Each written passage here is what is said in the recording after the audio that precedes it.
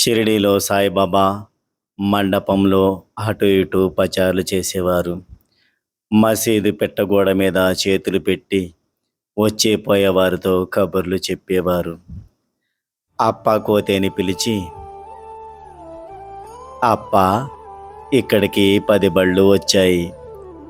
ఇంకా ముందు ముందు చాలా బళ్ళు వస్తాయి. మనుషులు చీమల బారుల్లా వస్తారు.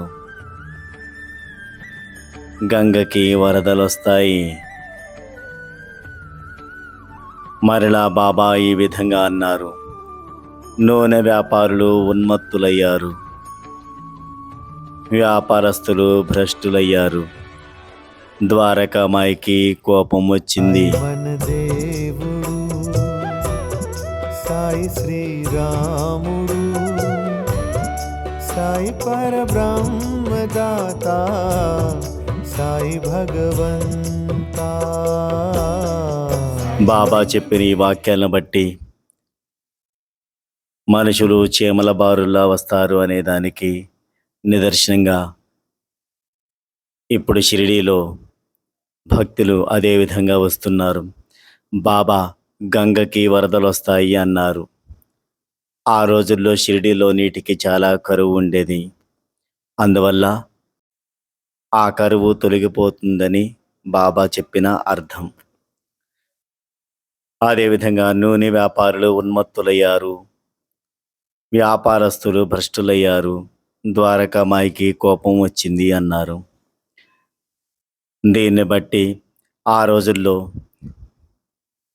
నూనె వ్యాపారులంటే కోరికలతో వేధించేవారు అని అర్థం. బాబాను చాలామంది లౌకిక కోరికలు తీర్చమని వెంటపడేవారు. ఒక కోరిక తీరిన వెంటనే మరొకటి పుట్టుకొచ్చేవి భక్తులకి. అలా లౌకిక కోరికలతో బాబాని వేధించేవారు కాబట్టే బాబా ద్వారకామాయికి కోపం వచ్చింది అన్నారు.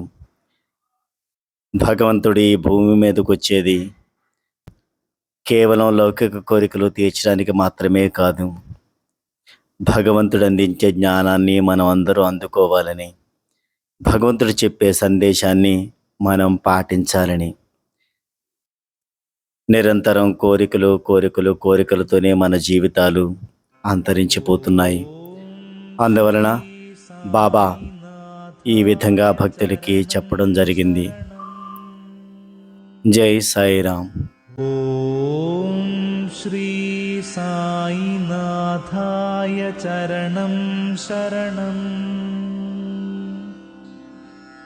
ఓం శ్రీ సాయినాథాయ చరణం శరణం.